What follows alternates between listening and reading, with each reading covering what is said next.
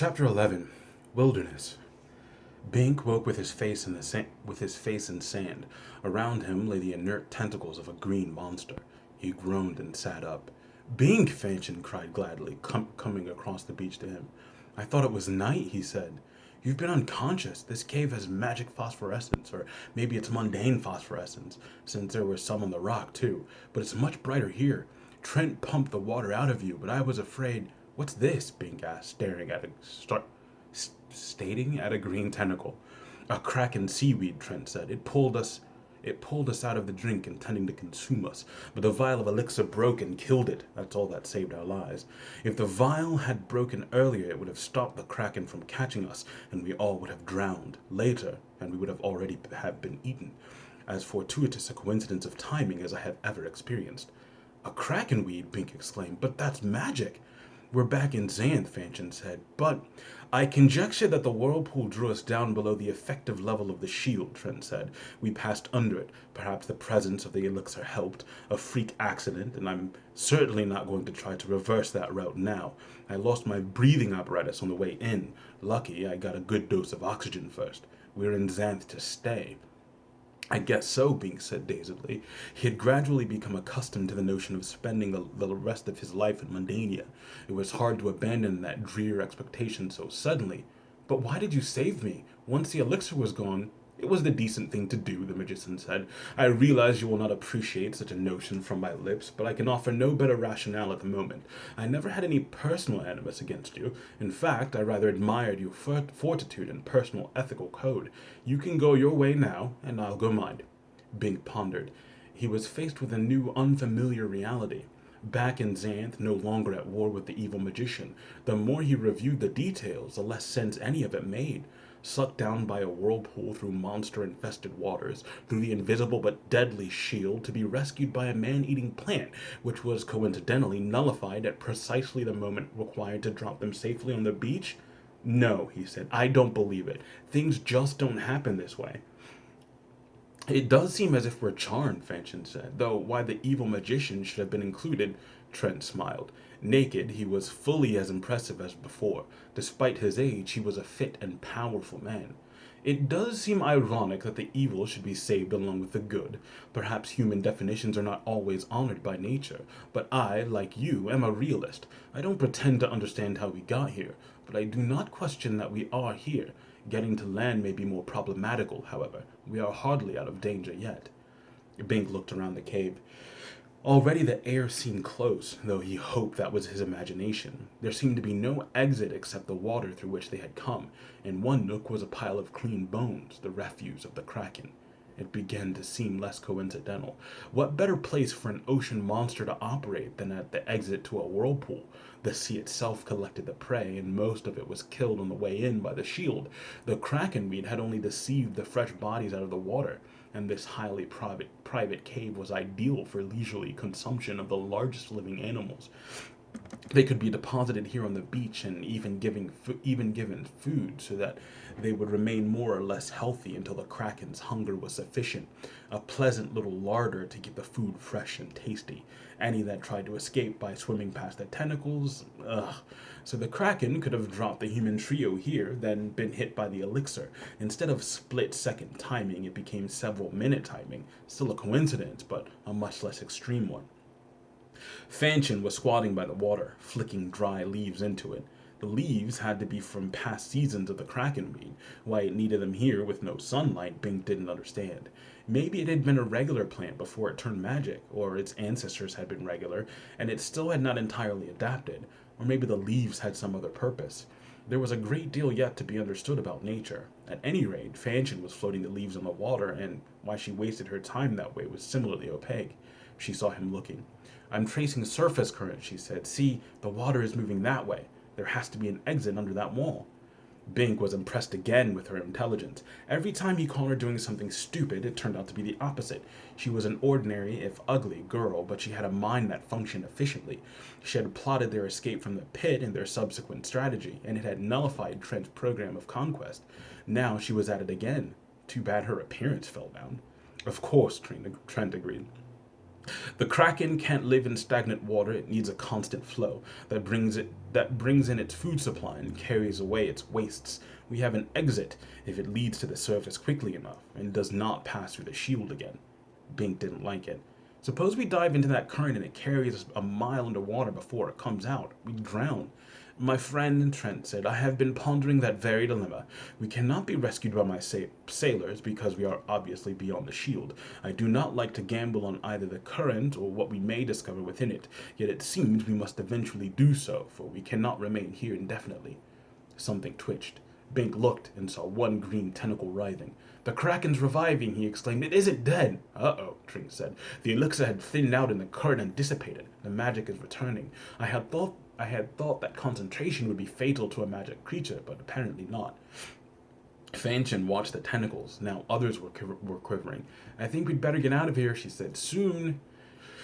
But we don't dare plunge into the water without knowing where it goes, Bink objected. We must be well below the surface. I'd rather stay here and fight than drown.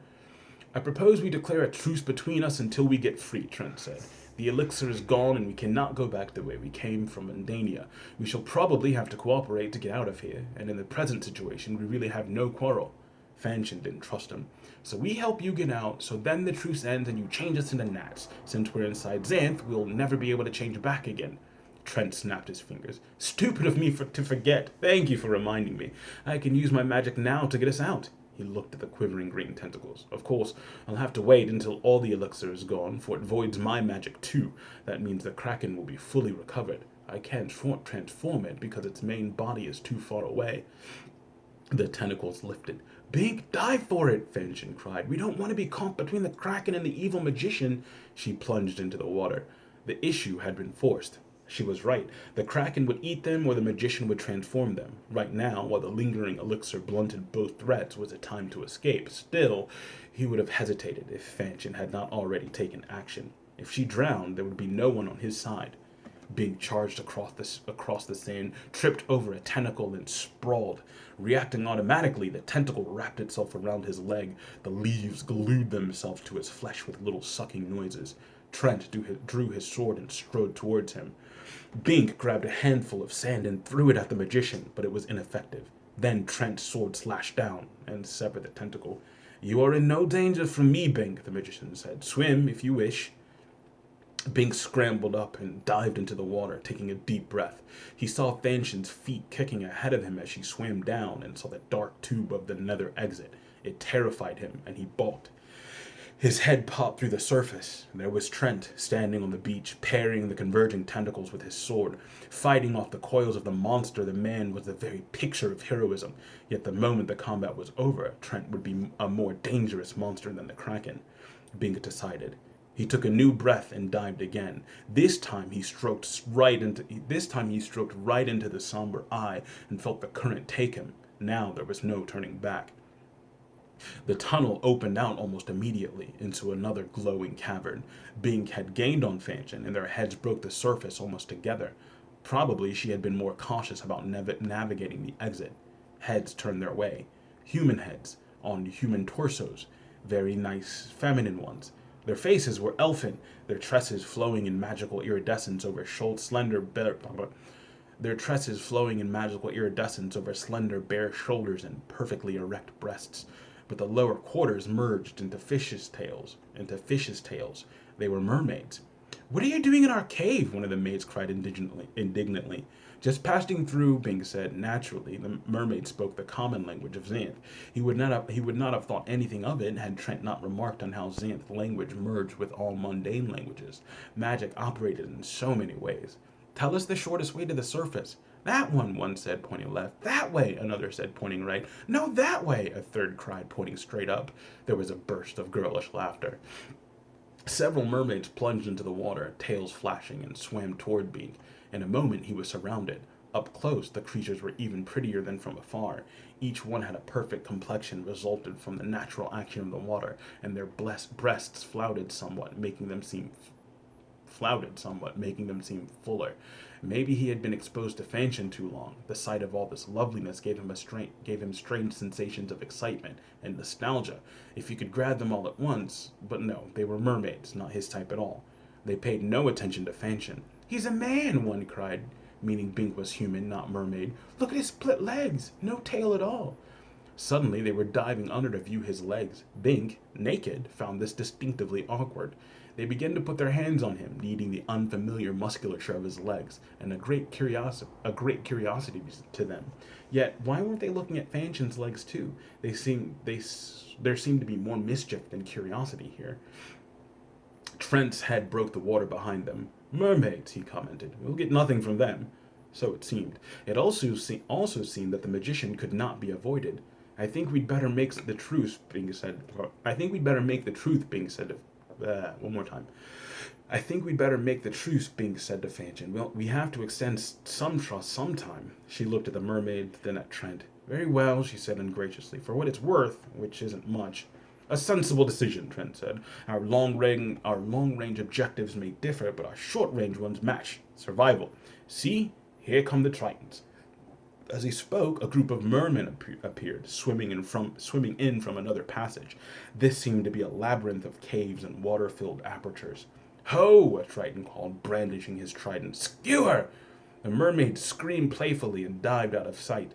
Bink avoided Fanchon's gaze. The ladies had been having entirely too much fun with him, and obviously not because of his split legs. "Too many to fight," Trent said. "The elixir is gone. With your acquiescence under our truce, I will change you both into fish, or perhaps reptiles, so that you can escape. However, how will we change back?" Fanchon demanded. "That is the key. I cannot change myself, therefore you will have to rescue me, or remain transformed. So we shall survive together, or suffer apart. Fair enough?" She looked at the Tritons, who were swimming determinedly toward the three, surrounding them, tridents raised. They did not look at all playful. This was obviously a gang of bullies showing off for the applauding spectators, the mermaids who had now reappeared on the shore, taking time to put on a flashy show. Why not change them into fish? That would abate the immediate threat, could I get them all in time, Trent agreed. But it would still not free us from the cave. I suspect we shall have to resort to magic on ourselves at some point, regardless. And we are intruders in their cave. There is a certain proprietary ethic. "All right," she cried as a Triton heaved his three-pointed fork. "Do it your way." Suddenly, she was a monster, one of the worst Bink had seen. She had a huge greenish sheath around her torso from which arms, legs, head, and tail projected. Her feet were webbed, and her head was like that of a serpent. The Triton's fork struck the Fanchon monster's shell and bounced off. Suddenly, Bink saw the sense of this transformation. This monster was invulnerable. "Sea turtle," Trent murmured. "Mundane, harmless normally, but the merfolk do not know that. I've made a study of non-magical creatures and have developed much respect for them." Oops! Another trident was flying. Then Bink was also a sea turtle. Suddenly he was completely comfortable in the water, and he had no fear of the pronged spears. If one came at his face, he would simply pull in his head. It would not retract all the way, but the armor of the shell around it would intercept almost anything. Something tugged at his carapace. Bing started to dive, trying to dislodge it, then realized it in his reptilian brain that this was something that had to be tolerated, not a friend, but an ally for now. So he dived, but allowed the dragging weight to persist. Bing stroked slowly but powerfully for the underwater passage. The other turtle had already entered it. Bing didn't worry about air. He knew he could hold his breath for as long as it took. It did not take long. This passage slanted up to the surface. Bing could see the moon as he broke through. The storm had abated. Abruptly, he was human again, and swimming was harder. "Why did you change me back?" he asked. "We weren't to the shore yet." "When you are a turtle, you have the brain of a turtle and the instincts of a turtle," Trent explained. "Otherwise, you would not be able to survive as a turtle. Too long, and you might forget you were a man. If you headed out to sea, I might not be able to catch you, and so you would never be able to change you back." "Justin Tree retained his human mind," Bing pointed out. "Justin Tree?" One of the men you changed into trees in the North Village. His talent was throwing his voice. "Oh, I remember now. He was a special case. I made him into a sapient tree, really a man in tree form, not a true tree. I can do that when I put my mind to it. For a tree, it can work, but a turtle needs turtle reflexes to deal with the ocean." Bink didn't follow at all, but he didn't care to debate it. Obviously, cases differed. Then Fanchon reappeared in human form. "Well, you honored the truce," she said grudgingly. "I didn't really think you would." Reality must intrude sometime, Trent said. What do you mean by that? She demanded. I said, we are not out of danger yet. I believe that is a sea serpent on its way. Bink saw the huge head, and there was no question. The monster had seen them. It was big. The head was a yard across. Maybe the rocks, Bink cried, orienting on the outcropping that marked the exit from the Triton's cave. That thing's a huge, long snake, Fanchon said. It could reach right down into the cave or coil right around the rocks. We can't escape it in this form. I could change you into poisonous jellyfish that the serpent would not eat, Trent said, but you might get lost in the shuffle. It also may not be wise to be transformed more than once a day. I have not been able to verify this during my exile, for obvious reasons, but I am concerned that your systems may suffer a shock each time. Besides which, the monster could still eat you, Fanchon said. You have a very quick mind, Trent agreed equably. Therefore, I shall have to do something I dislike. Transform the monster. You don't want to transform the sea serpent? Bing asked, surprised. The thing was now quite close, its small red eyes fixed on the prey. Saliva dripped from its giant teeth. It is merely an innocent creature going about its business, Trent said. We should not enter its waters if we do not wish to participate in its mode of existence. There is a balance of nature, whether magical or mundane, that we should hesitate to interfere with. You have a weird sense of humor, Fanchon said sourly, but I never claimed to understand the nuances of evil magic. If you really want to protect its lifestyle, transform it into a little fish until we get to shore, then transform it back. And hurry, Bing cried. The thing was now looming over them, orienting on its specific targets. That would not work, Trent said. The fish would swim away and be lost. I must be able to identify the particular creature I mean to transform, and it must be within 6 feet of me. However, your suggestion has merit. 6 feet, Bing said. We'll be inside it before it gets that close. He was not trying to be funny. The monster's mouth was much longer than it was wide, so that as it opened its full aperture, the upper teeth were a good 12 feet from the lower teeth. It's a big mouth. Nevertheless, I must operate within my limits, Trent said, unperturbed. The critical region is its head, the seat of identity. When I transform that, the rest naturally follows. If I tried it when only the tail was within range, I would botch the job. So when it tries to take me in the mouth, it comes into my power. What if it goes for one of us first? Fanchon demanded. Suppose we are more than 6 feet away from you. I suggest you arrange to be within that radius, Trent said dryly. Hastily, Bink and Fanchon splashed closer to the evil magician. Bink had the distinct impression that even if Trent had had no magic, they would have been in his power. He was too self-assured, too competent in his tactics. He knew how to manage people. The sea monster's body convulsed. Its head struck down, teeth landing, spittle sprayed out from it in obscene little clouds. Fanchon screamed hysterically. Bing felt an instant and perverting terror. That sensation was becoming all too familiar. He simply was no hero. But as the awful jaws closed on them, the sea serpent vanished. In its place fluttered a glowing, brightly colored insect. Trent caught it neatly in one hand and set it on his own hair, where it perched quiveringly. A lovebug, Trent explained. They are not good flyers and they hate water. This one will stay close until we emerge from the sea. Now the three swam for shore. It took them some time, for the sea remained choppy and they were tired, but no other creatures bothered them. Apparently, no lesser predators intruded on the fishing territory of the sea monster, an understandable attitude, but probably within hours a host of aggressive forms would converge if the sea monster did not return. As Trent had remarked, there was always a balance of nature. The phosphorescence became stronger in the shallows. Some of it was from glowing fish, flashing in colors to communicate with their respective kinds. Most of it was from the water itself, washes of pale green, yellow, orange, magic, of course, but for what purpose? There was so much Bing saw wherever he went that he did not understand.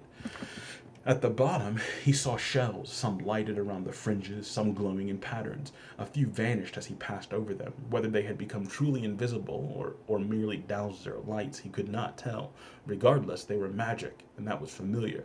Belatedly, he realized that he was glad to be back among the familiar threats of Xanth. Dawn was coming as they reached the beach. The sun pushed up behind the clouds over the jungle and finally burst through to bounce its shafts up off the water. It was a thing of marvelous beauty. Bink clung to that concept because his body was numb with fatigue. His brain locked onto the torture of moving limbs over and over, on and on. At last, he crawled upon the beach. Fanchon crawled beside him. Don't stop yet, she said. We must seek cover, lest other monsters come from the beach or jungle. But Trent stood knee-deep in the surf, his sword dangling from his handsome body. He was obviously not as tired as they were. Return, friend, he said, flicking something into the sea. The sea monster reappeared, its serpentine convolutions much more impressive in the shallow water.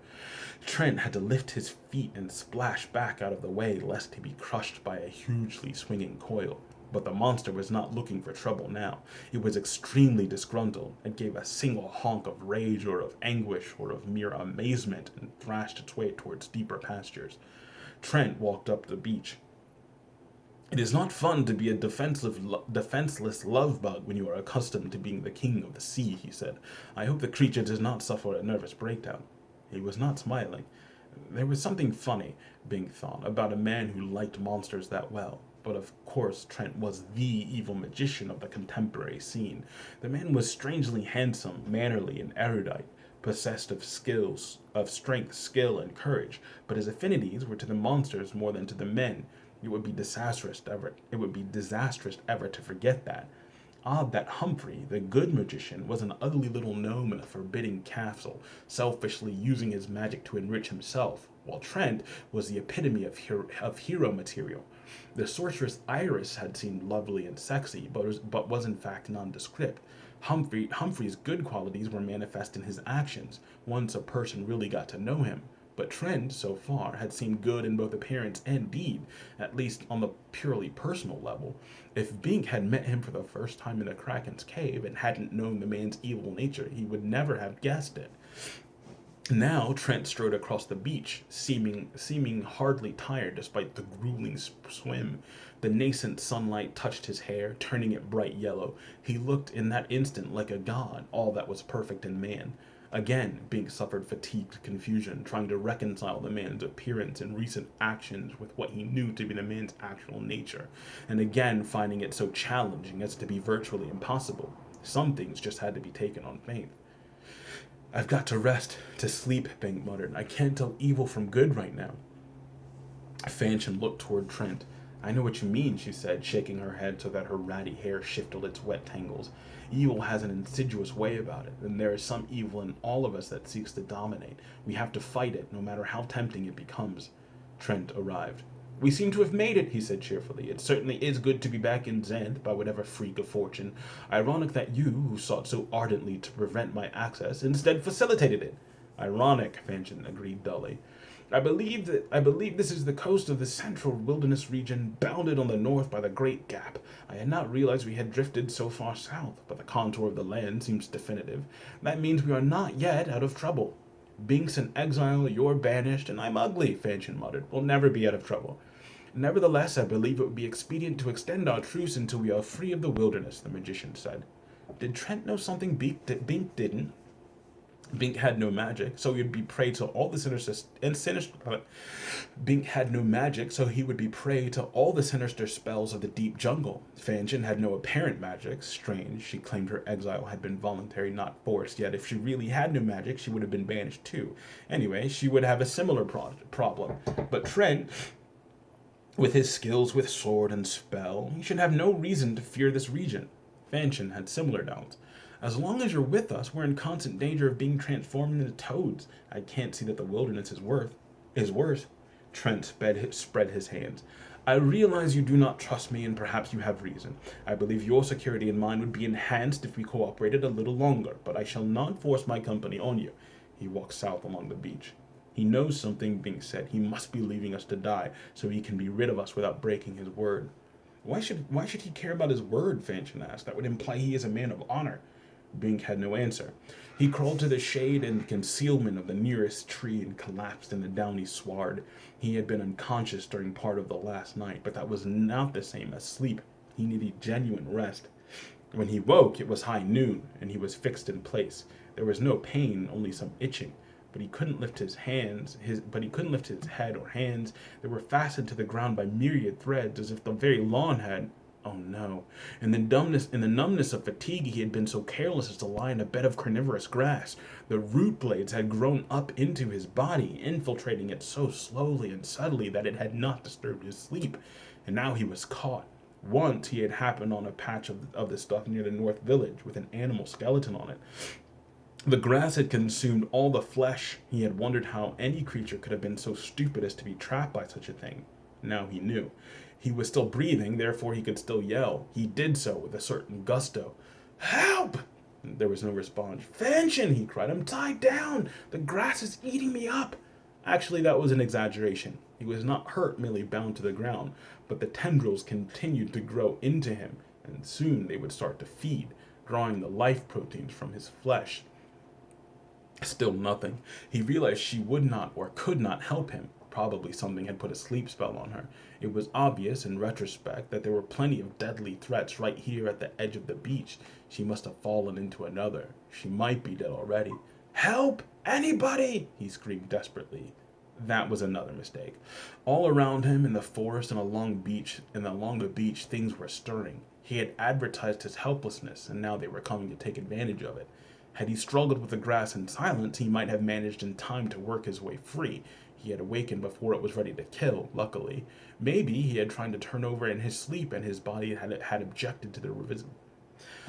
Maybe he had tried to turn over in his sleep and his body had objected to the resistance strongly enough to throw off the stasis spell the grass was applying.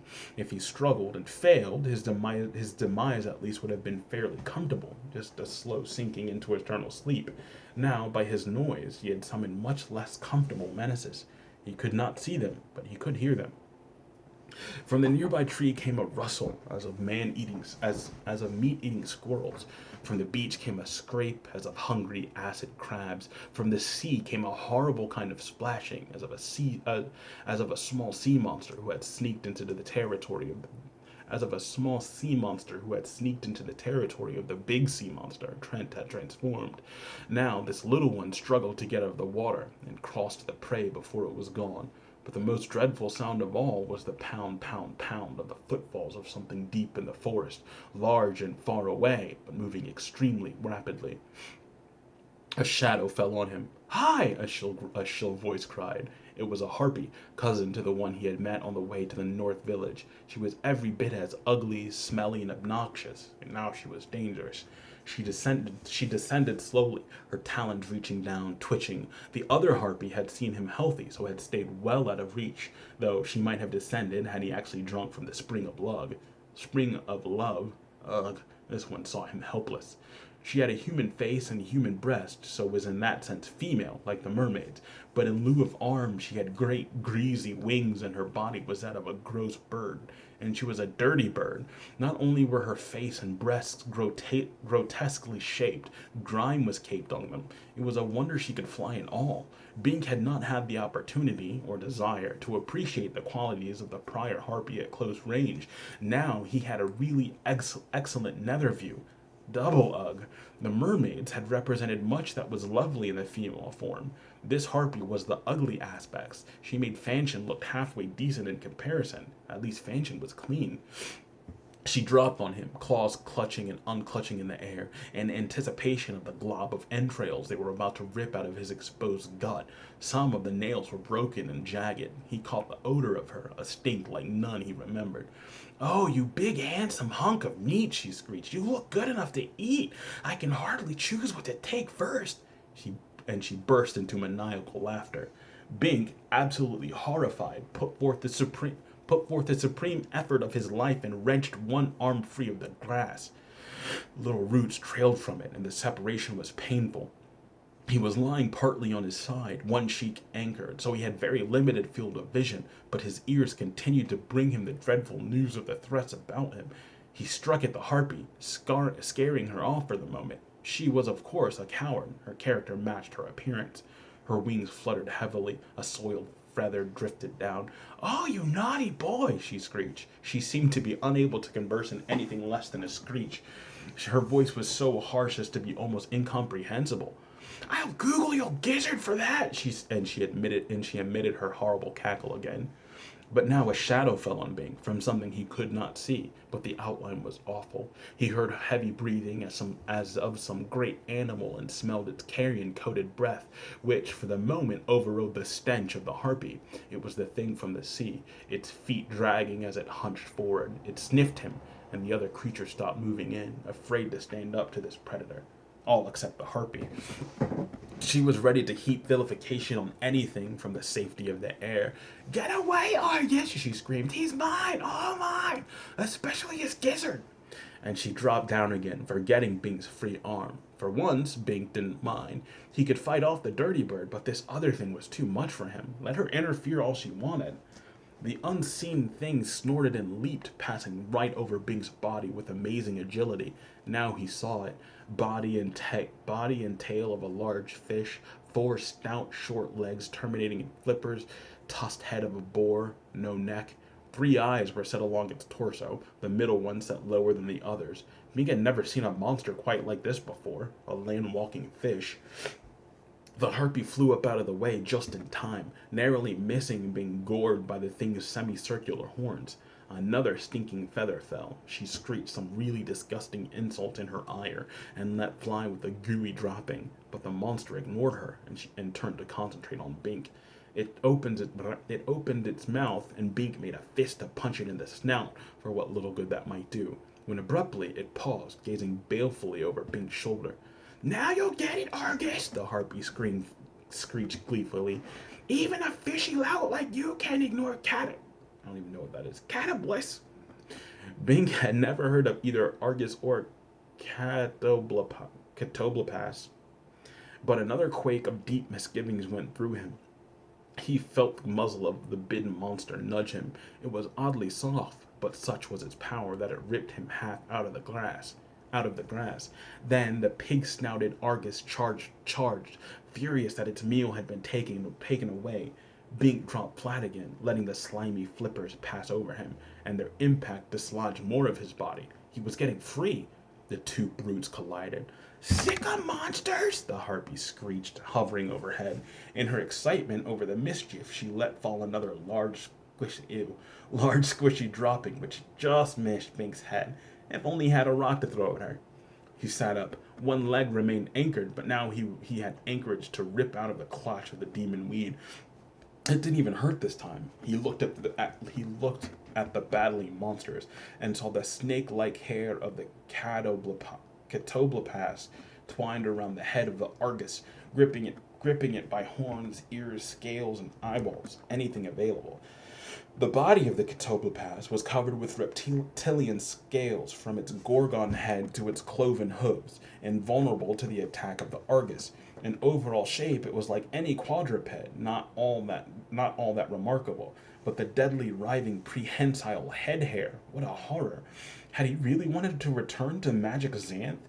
Ho had so conveniently he had so conveniently forgotten its ugly